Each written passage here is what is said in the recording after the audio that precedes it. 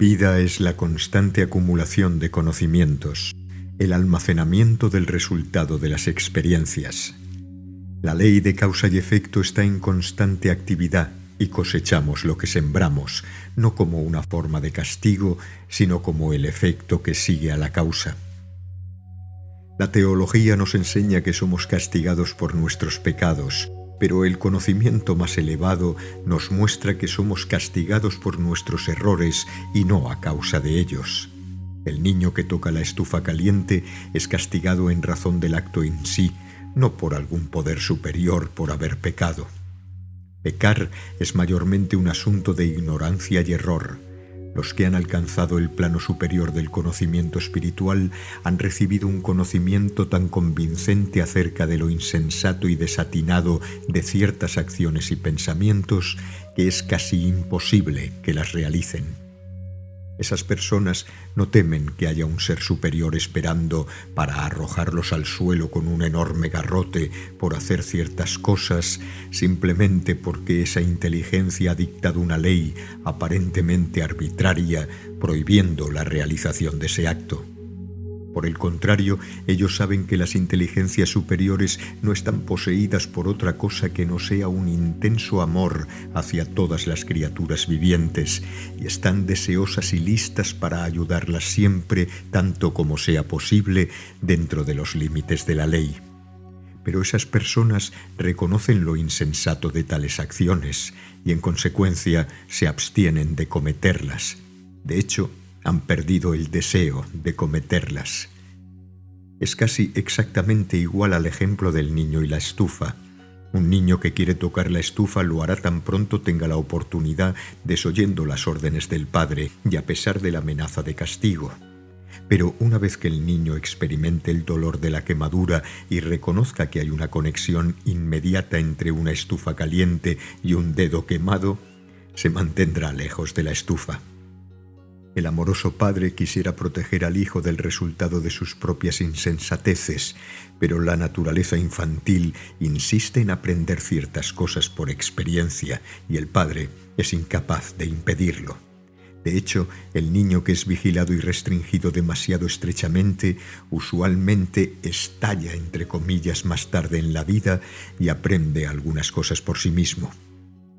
Todo lo que el padre puede hacer es rodear al niño de la seguridad normal y brindarle el beneficio de su sabiduría, una porción de la cual almacenará, y luego confiar a la ley de la vida producir el resultado. De esa manera el alma humana está aplicando constantemente el juicio de la experiencia a todas las fases de la vida, pasando de una encarnación a otra, aprendiendo constantemente nuevas lecciones y adquiriendo nueva sabiduría. Más tarde o más temprano descubre cuán nocivas son ciertas actitudes y descubre lo insensato de ciertas acciones y modos de vida, y como el niño quemado, en adelante evita esas cosas. Todos sabemos que ciertas cosas no son tentación para nosotros, pues en cierto momento de alguna vida pasada aprendimos la lección y no necesitamos volverla a aprender, mientras que otras cosas nos tientan dolorosamente y por ello sufrimos gran dolor. ¿Qué utilidad tendrían todo ese dolor y pesadumbre si esta única vida fuera todo? Pero llevamos el beneficio de nuestra experiencia hasta otra vida y allí evitamos el dolor. Podemos ver a nuestro alrededor y preguntarnos por qué algunos de nuestros conocidos no pueden ver la insensatez de ciertas formas de actuar cuando es tan clara para nosotros, pero olvidamos que ya hemos pasado justamente por la misma etapa de experiencia que ellos están recorriendo ahora y superamos el deseo y la ignorancia. No nos damos cuenta de que en futuras vidas esas personas estarán libres de esa insensatez y dolor, pues habrán aprendido la lección, tal como hicimos nosotros. Es difícil para nosotros comprender a cabalidad que somos lo que somos solo por el resultado de nuestras experiencias. Tomemos como ejemplo una sola vida. Piensas que te gustaría eliminar de tu vida alguna experiencia dolorosa, algún episodio desgraciado, algunas circunstancias mortificantes, pero ¿Alguna vez te detuviste a pensar que si fuera posible eliminar esas cosas, necesariamente estarías obligado a quedarte sin la experiencia y el conocimiento que te proporcionan esos hechos? ¿Te gustaría carecer del conocimiento y experiencia que has adquirido de esa manera? ¿Te gustaría regresar al estado de inexperiencia e ignorancia en que te encontrabas antes de que ocurriera el hecho? Porque si retornaras al viejo estado, con toda seguridad volverías a cometer el mismo error. ¿Cuántos de nosotros desearíamos borrar completamente las experiencias por las que hemos pasado? Deseamos olvidar completamente el hecho, pero sabemos que tenemos la experiencia resultante alojada en nuestro carácter y no quisiéramos desprendernos de ella, porque eso significaría deshacernos de una parte de nuestra estructura mental. Si tuviéramos que deshacernos de la experiencia adquirida mediante el dolor, nos desprenderíamos de un trozo de nosotros mismos y luego de otro, hasta que al final no nos quedaría nada sino el cascarón mental de nuestro antiguo yo. Pero dirán ustedes, ¿qué utilidad tienen las experiencias obtenidas en vidas anteriores si no las recordamos, si están perdidas? Sin embargo, ellas no están perdidas, están contenidas en su estructura mental y nada se las puede quitar nunca, son de ustedes para siempre. Su carácter está formado no solo por sus experiencias en esta vida particular, sino también por el resultado de sus experiencias en muchas otras vidas y etapas de existencia. Ustedes son lo que son hoy en razón de esas experiencias acumuladas, las experiencias de las vidas pasadas y de la presente. Recuerdan algunas de las cosas de esta vida que han forjado su carácter, pero muchas otras igualmente importantes en la vida presente las han olvidado. No obstante, su resultado permanece con ustedes, pues ha sido entrelazado en su ser mental. Y aunque no recuerden sino poco o nada de sus vidas pasadas, las experiencias adquiridas en ellas siguen con ustedes ahora y para siempre. Son esas pasadas experiencias las que les dan predisposiciones en ciertas direcciones, que les hacen difícil hacer ciertas cosas y fácil hacer otras, lo que les hace que instintivamente reconozcan ciertas cosas como desatinadas o incorrectas y que les hacen evitarlas como insensatas. Les dan sus gustos e inclinaciones y hacen que algunos caminos les parezcan mejores que otros. Nada se pierde en la vida, y todas las experiencias del pasado contribuyen a su bienestar en el presente. Todas sus dificultades y dolores del presente darán fruto en el futuro. No siempre aprendemos la lección en un intento y somos enviados de vuelta a nuestra tarea una y otra vez hasta que la hemos cumplido, pero ni el más pequeño esfuerzo se pierde nunca, y si hemos fallado con la tarea en el pasado, hoy nos es más fácil cumplirla. Un escritor norteamericano, Barry Benson, en la revista Century de mayo de 1894, nos da una hermosa ilustración de una de las formas de funcionamiento de la ley de la evolución espiritual que reproducimos aquí. Un niñito iba a la escuela. Era muy pequeño. Todo lo que sabía era lo que había asimilado con la leche materna. Su maestro, que era Dios, lo ubicó en el grado más bajo y le dio estas lecciones para que las aprendiera. No matarás, no causarás daño a ningún ser viviente, no robarás. Entonces el hombre ya no mataba, pero era cruel y robaba. Al final del día, cuando su barba era gris y había llegado la noche, su maestro, que era Dios, le dijo: «Has aprendido a no matar, pero las otras lecciones no las aprendiste. Regresa mañana». A la mañana siguiente regresó como niño, y su maestro, que era Dios, lo ubicó en un grado algo más alto y le dio estas lecciones para que las aprendiera. No causarás daño a ningún ser viviente, no robarás, no mentirás. Entonces el hombre ya no hizo daño a ningún ser viviente, pero robaba y mentía. Y al final del día, cuando su barba era gris y había llegado la noche, su maestro, que era Dios, le dijo: «Has aprendido a ser misericordioso, pero las otras lecciones no las aprendiste. Regresa mañana». De nuevo, al día siguiente, regresó como niñito y su maestro, que era Dios, lo ubicó en un grado aún algo más alto y le dio estas lecciones para que las aprendiera. No robarás, no mentirás, no serás codicioso. Entonces el hombre ya no robaba, pero mentía y era codicioso. Y al final del día, cuando su barba era gris y había llegado la noche, su maestro, que era Dios, le dijo: «Has aprendido a no robar, pero las otras lecciones no las aprendiste. Regresa mañana, hijo mío». Esto es lo que he leído en los rostros de hombres y mujeres, en el libro del mundo y en el pergamino de los cielos que está escrito con estrellas. La gran lección a ser aprendida por todas las almas es la verdad de la unidad del todo. Este conocimiento lleva consigo todos los demás. Hace que uno siga el precepto del Hijo de María, que dijo: «Y amarás al Señor tu Dios con todo tu corazón y con toda tu alma y con toda tu mente y con toda tu fuerza, y amarás a tu prójimo como a ti mismo». Cuando el hombre toma conciencia de la verdad de que todo es uno, de que cuando se ama a Dios se ama al todo, que el prójimo es de hecho él mismo, entonces no le faltan sino unos pocos grados para llegar a la universidad del conocimiento espiritual.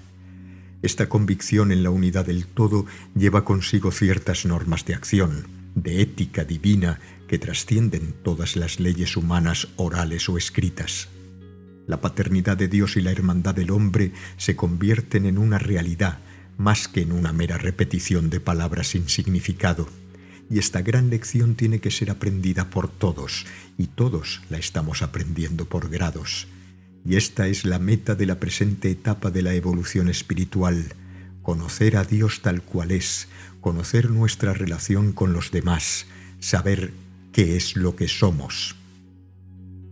Ante nosotros hay más escuelas, colegios y universidades de conocimiento espiritual, pero estas verdades son las lecciones que se enseñan en los grados en que estamos al presente. Y todo este dolor, dificultades, pesares y trabajo no han sido sino para enseñarnos estas verdades. Pero una vez alcanzada la verdad, se ve que valió la pena aún el alto precio que se pagó por ella. Si le preguntan a los yogis cuál es nuestro deber para con Dios, entendiendo a Dios en su más alta concepción, ellos responderán: «Amen a Dios y el resto se les hará claro, y conocerlo es amarlo, por lo tanto, aprendan a amarlo».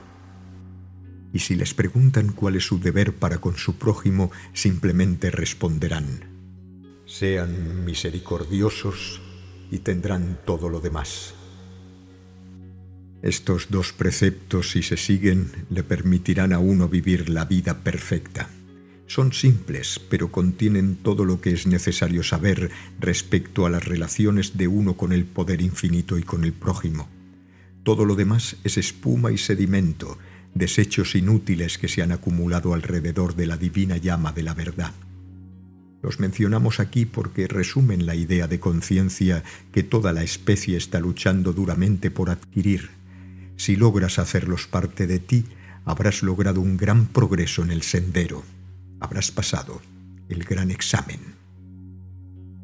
La doctrina de la causa y efecto espiritual se basa en la gran verdad de que cada hombre está bajo la ley, prácticamente la conductora de su propio destino, su propio juez, su propio premiador o castigador, que cada pensamiento, palabra o acción tiene su efecto en la vida o vidas futuras del hombre, no en la forma de premio o castigo, tal como esas palabras generalmente se comprenden, sino como el inevitable resultado de la gran ley de causa y efecto.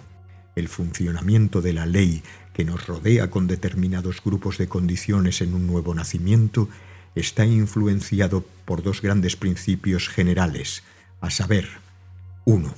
Los deseos, aspiraciones, simpatías, antipatías y anhelos prevalecientes en el individuo en esa particular etapa de su existencia, y segundo, la influencia del espíritu en desarrollo que, presionando ansiosamente hacia adelante por una expresión más plena y con menos limitaciones, lleva a dirigir hacia el alma que reencarna una influencia que la hace que sea tutelada en su selección de las condiciones deseables de su nuevo nacimiento.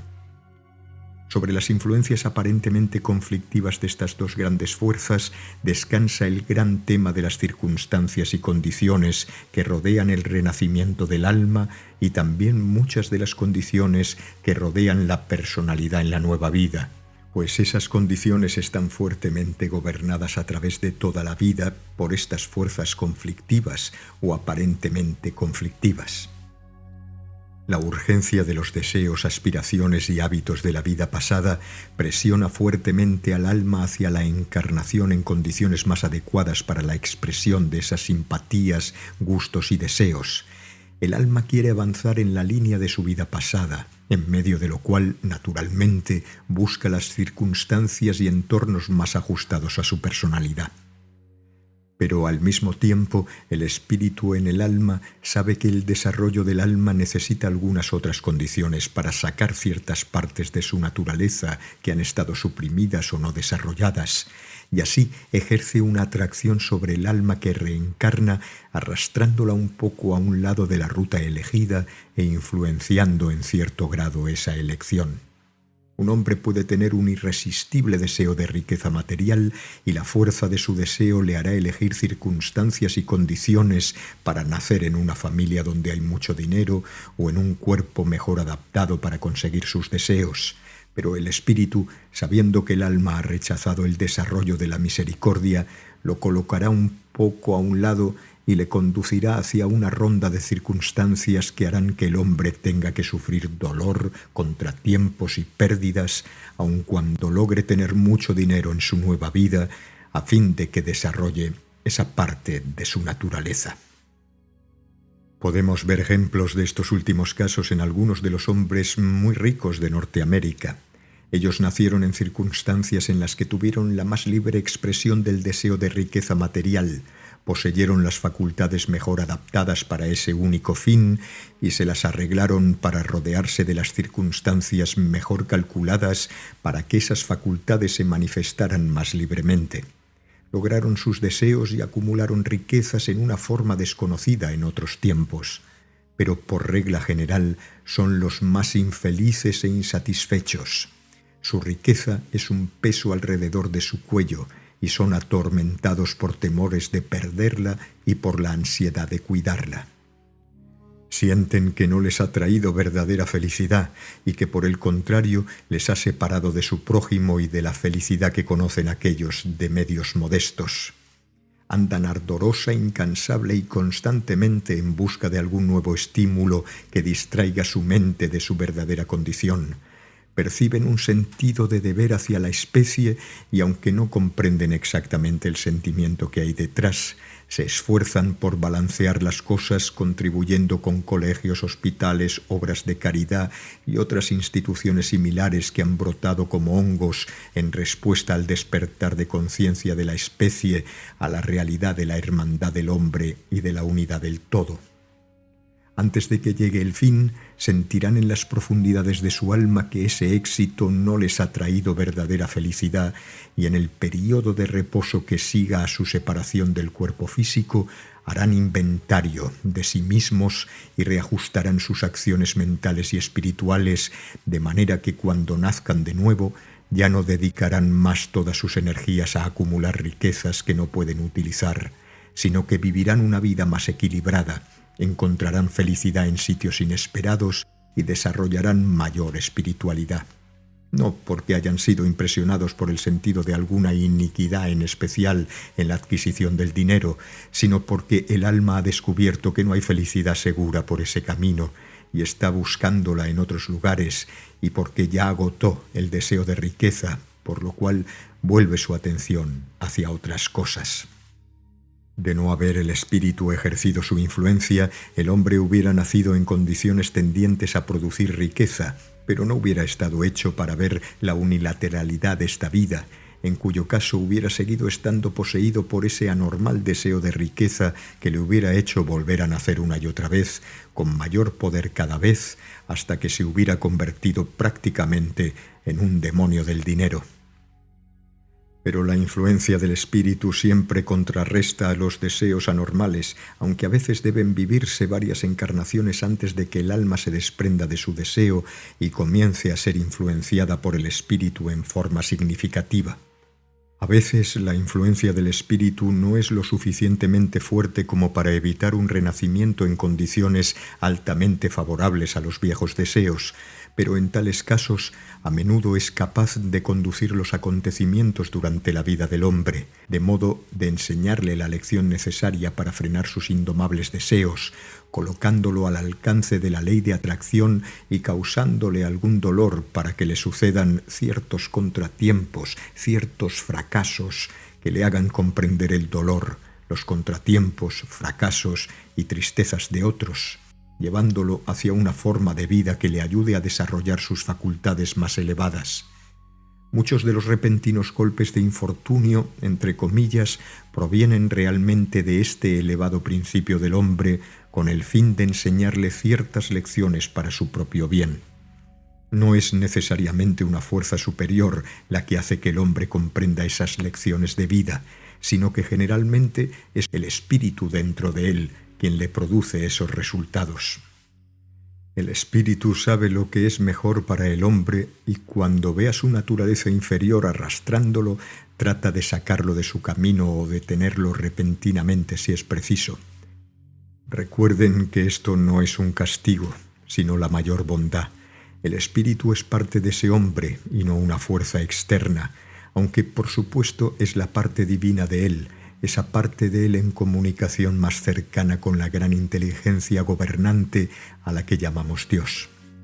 Este dolor no es causado por ningún sentimiento de justa indignación, venganza, impaciencia o ningún sentimiento similar por parte del espíritu, sino que es semejante al del padre más amoroso, que se ve obligado a quitarle de las manos al niño algo peligroso que podría lastimar al pequeño. Es la mano que aparta al niño del borde del precipicio, aunque el pequeño grite con rabia y disgusto porque sus deseos fueron frustrados.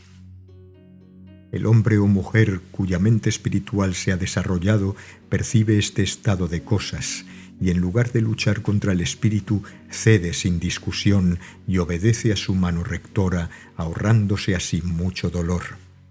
Pero aquellos que no saben rabian y se rebelan ante la mano restrictiva y rectora, la atacan y tratan de librarse de ella, atrayendo con eso hacia ellos amargas experiencias necesarias por su rebeldía.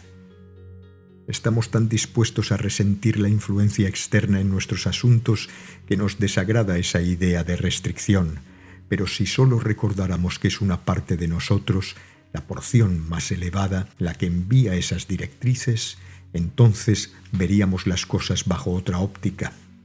Y tenemos que recordar esto, que no importa cuán adversas para nosotros parezcan ser las circunstancias o condiciones, ellas son exactamente lo que necesitamos en las precisas circunstancias de nuestra vida y tienen como único objetivo nuestro bien último.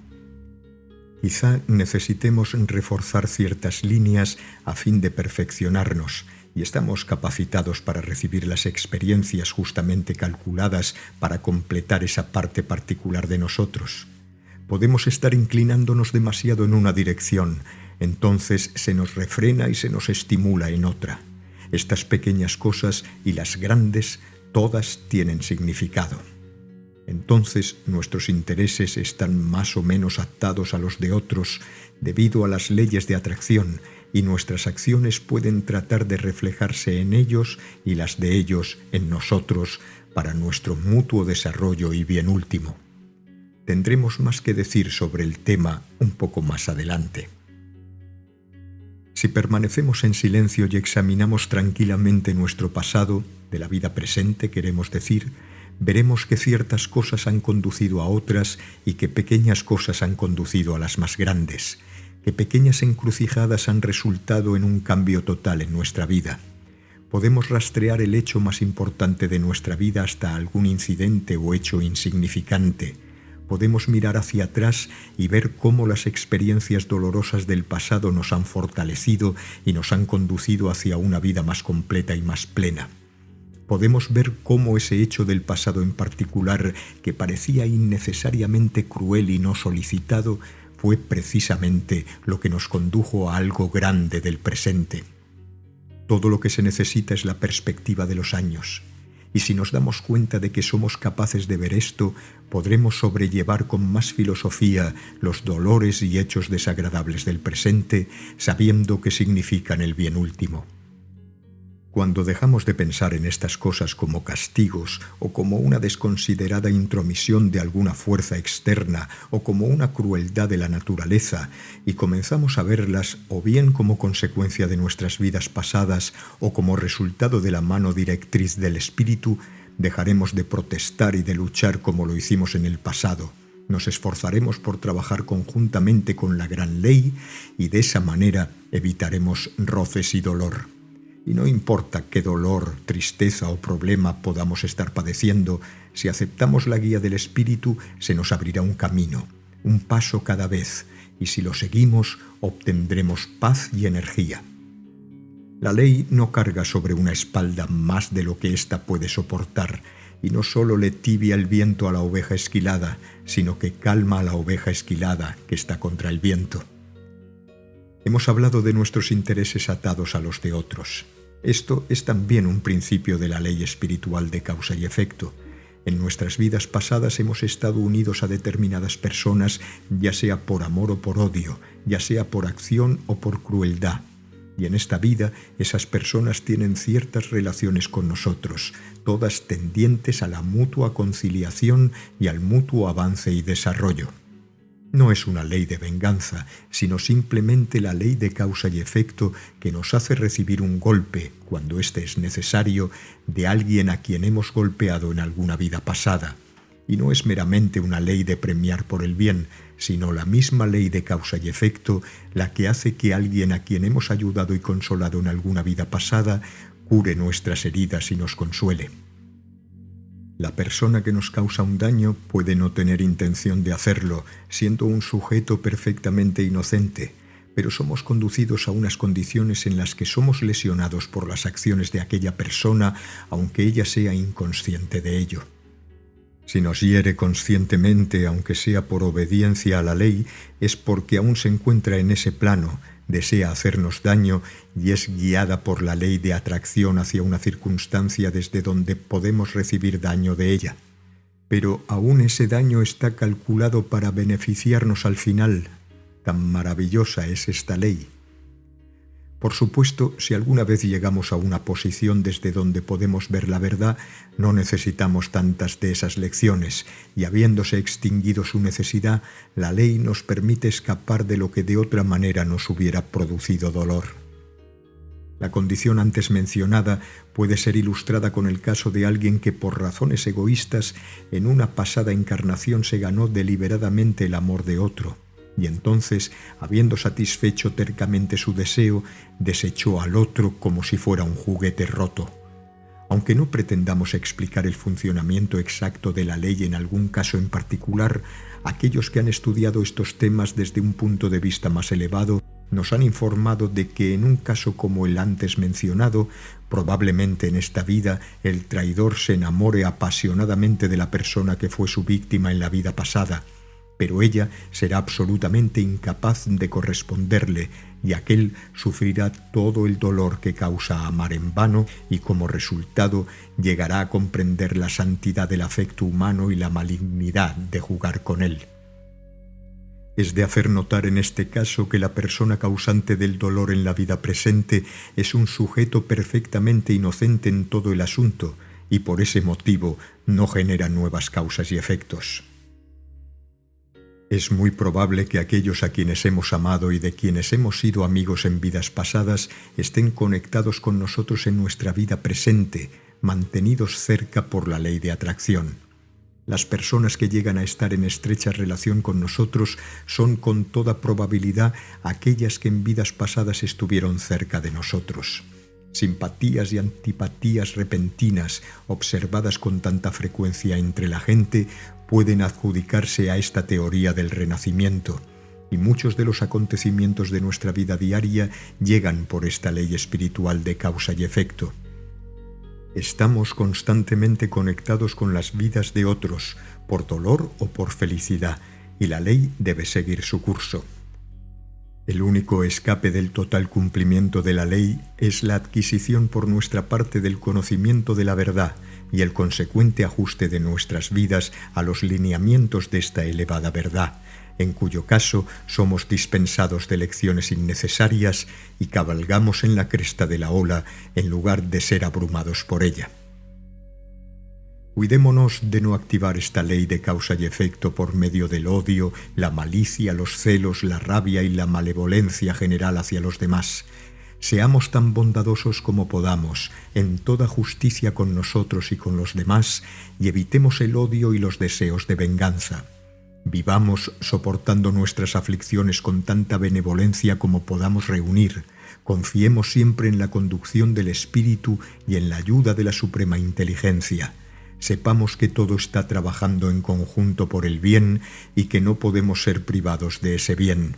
Recordemos que esta vida no es sino un grano de arena en el desierto del tiempo y que tenemos largas edades por delante en las cuales tendremos una oportunidad de realizar todas nuestras aspiraciones y más elevados deseos.